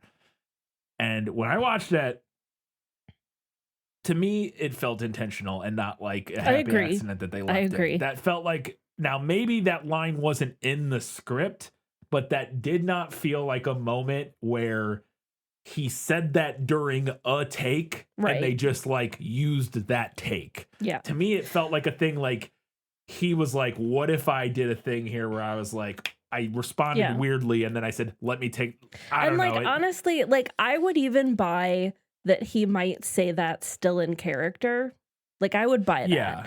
But the way that Klaus responds to me makes it feel like something that was more planned. I guess it could be possible that he did that his reaction of let me take that line again was completely spur of the moment and not like a planned thing, that he did say that and they kept rolling, but then they decided we like that. Let's have Klaus I could buy respond that in kind and then go from there. Like they made that decision like while they were filming it.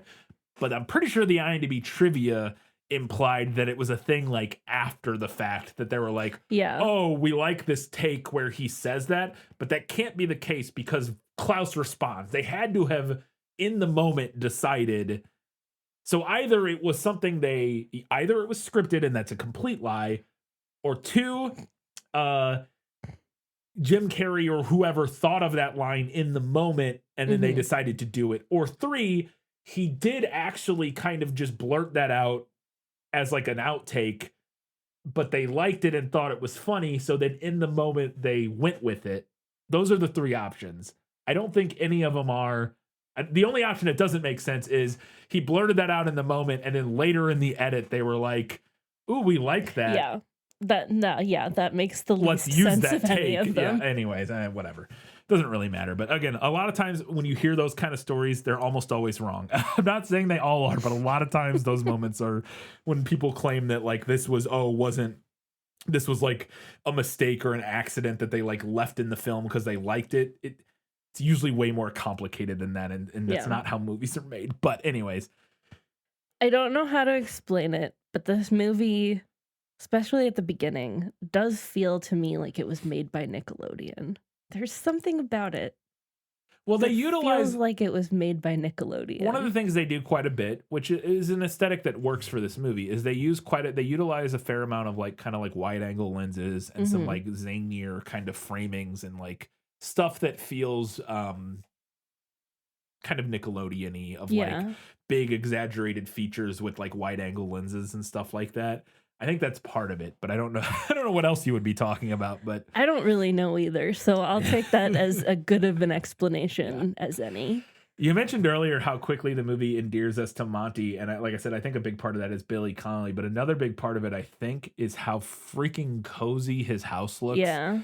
In particular, obviously the big herpetological room with all the snakes is right. its The own like thing. greenhouse kind of that's room. its own thing. It's cool, but it's not super cozy or whatever. But later on that evening when he's playing the harp and they're like sitting by the fireplace, we get this one shot in particular that's like a wide shot kind of from the ceiling of the room they're in, and it looks so nice. Like it looks so cozy and delightful.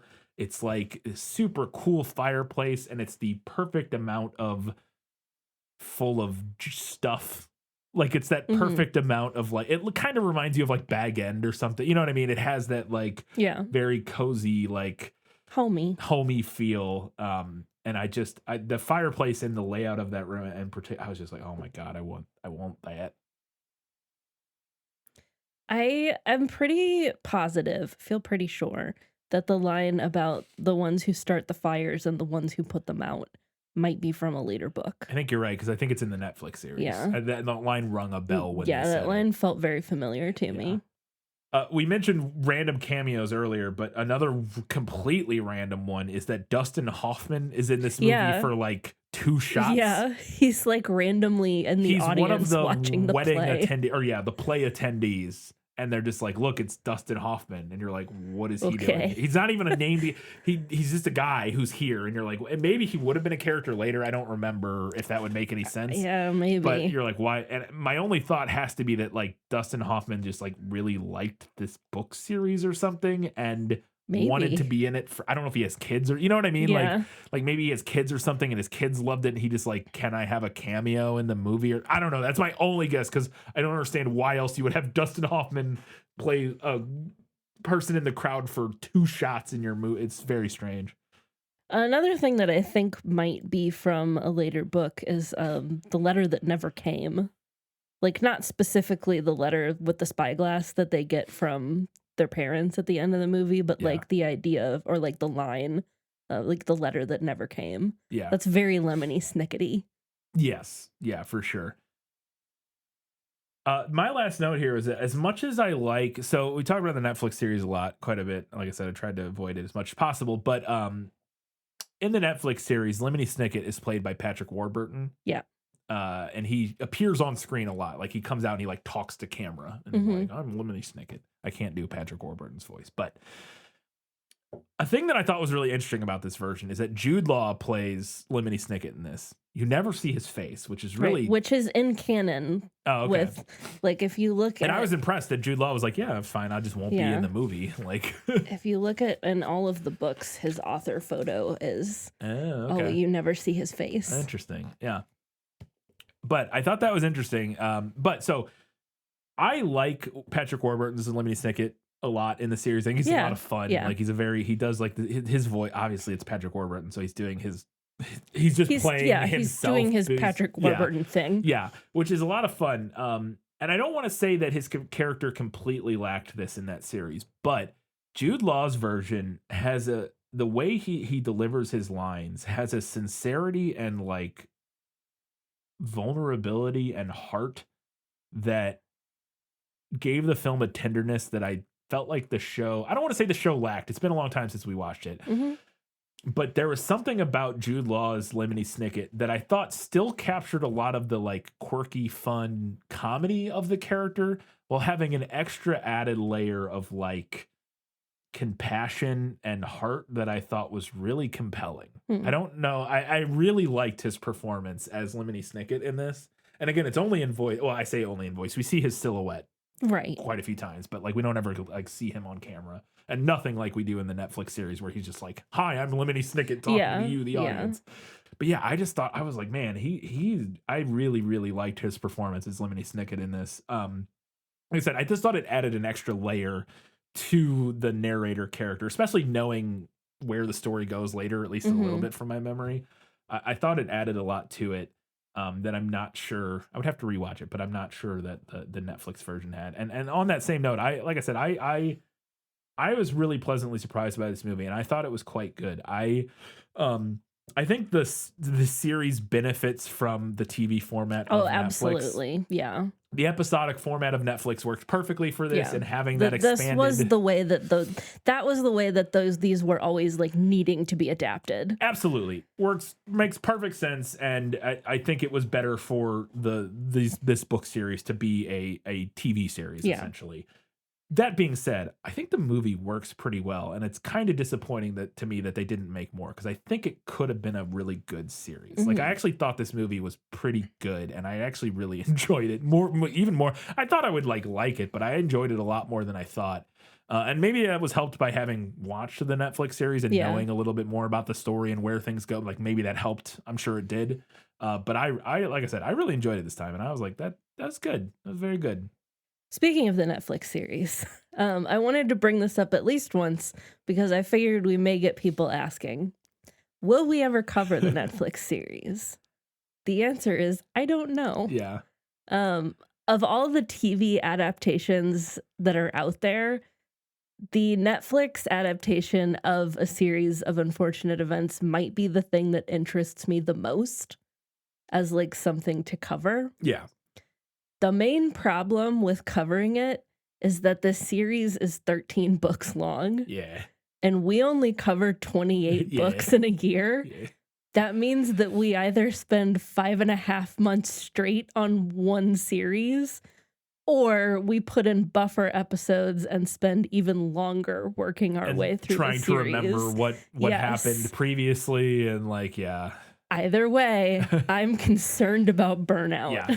Because there's a couple ways, there's a handful of ways we can handle it, but I think all of them are not super conducive to our podcast. Yeah. Because like it's either like you said, we do it for like 6 straight months, or we space it out, or we do some weird condensed schedule where we do like a bunch of episodes, like where we try in a few to like weeks or speed something. run it. Yeah, or like something. where we try to do like 6 episodes in 6 weeks like, or something, and none of those options are like good options. Yeah, none of them are great for what we do. Again, if we were doing this full time, maybe that would be a different thing. Yeah. But since this is a completely a side project that we do this in our is free time, this is something that we do in the evenings after work. yeah, and on the weekends and stuff, and we enjoy it a lot. But it is one of those things where we try to make sure it's a thing where we keep enjoying it, so we keep doing it, and it isn't something that feels like we're like, oh, we gotta record 6 months worth of episodes on this thing, or in a few weeks, whatever. It's just so maybe one day. I think the thing that would be most likely would be maybe we do like the bonus episode style, like where we don't do a full adaptation cover, but we do watch it and like talk about. Maybe we do like 3 episodes on each season, or like one episode on each season, so like 3 total episodes, or I don't know, something like that would maybe be the way. But we don't do like a direct book comparison. We more so just talk about, I don't know, who knows, we literally have no idea, but we wanted to address that just so kind of head off questions or preemptively answer questions that people might have about that. So but anyways, and if you come in the comments asking about it, I'm gonna tell you to listen to the episode. Yeah.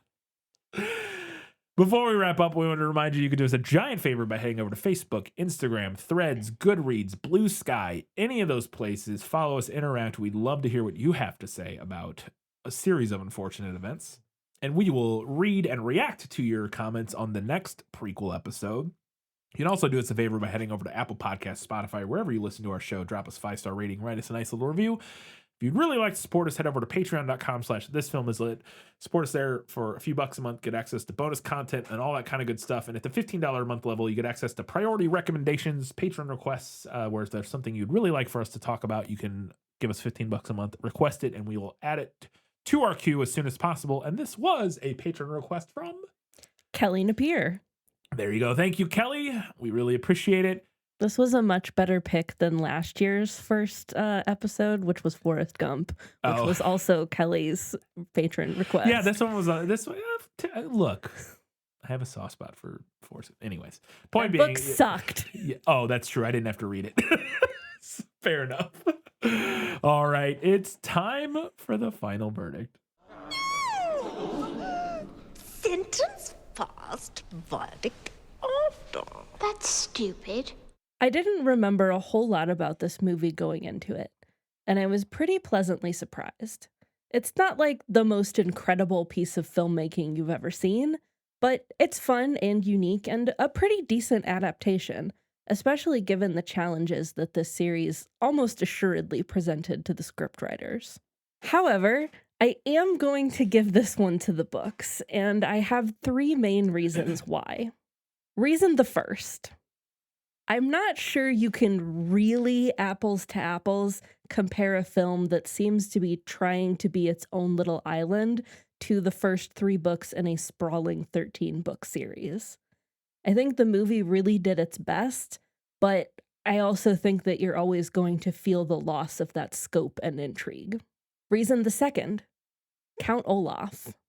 I talked about it earlier, and while I'm not against a silly, goofy, cartoony villain, I just think that letting Olaf be an actual villain is so much more interesting. And reason the third. The thing that truly makes these books unique, and perfect for weird book nerd kids like me is the style. When I started reading these as a kid, I had never encountered a book that used its narrator and narration style in the way that these books had. Rereading them as an adult, I realized that they really primed me to enjoy some things that I read and loved later down the line, like Terry Pratchett, Hitchhiker's Guide, and The Princess Bride. And even though I think that the movie did a good job mimicking that style to some extent, it's not something that you can really, truly capture outside of the written word. So it's for these reasons that I'm choosing to say that the books are better, a word which here means superior to the film. The look on my face as you read that last line, I wish the viewers...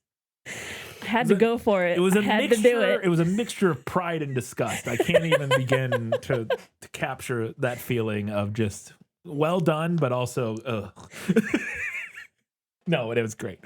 And I agree. I do think I think in particular your third point there is I think the movie and the Netflix series, for that matter, do a really good job of communicating that style, because I got it immediately from both of them, and I really enjoy it in both of them. But I can only imagine, because I love Terry Pratchett and Hitchhiker's Guide and stuff, Douglas Adams, that I can immediately imagine what those books are like, and I was like, I would love that. I would have been all over this book. I don't know how I didn't read this as a kid. Oh yeah, I think you would have been all over these as a young person. No idea how I didn't read these, but I would have loved them, because it's right up my alley, and I completely agree that it is something, that style is something that is hard, even done perfectly when you translate it to film. It's still just not quite the same as it is to read it. So, Katie, what's next?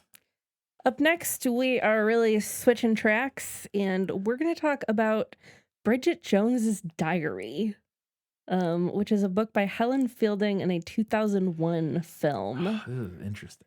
I've never watched it.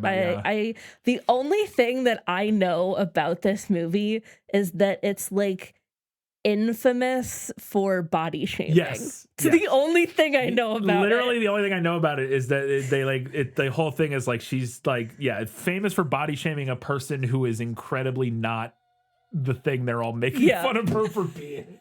I think, from my memory, it's like it's that thing where you constantly see the meme of like this is what everybody was making fun of for being fat in 2001 or whatever. And it's like, it's like Renee Zellweger with a very normal body, slim body. I would even say, even arguably, it's very, very. I don't know if funny's the right word, but we'll dive into all of that in the Bridget Jones episode in 2 weeks' time. But in 1 week's time, we're previewing Bridget Jones' Diary and seeing what all of you had to say about a series of unfortunate events. Until that time, guys, gals, not binary pals, and everybody else, keep reading books, keep watching movies, and keep being awesome.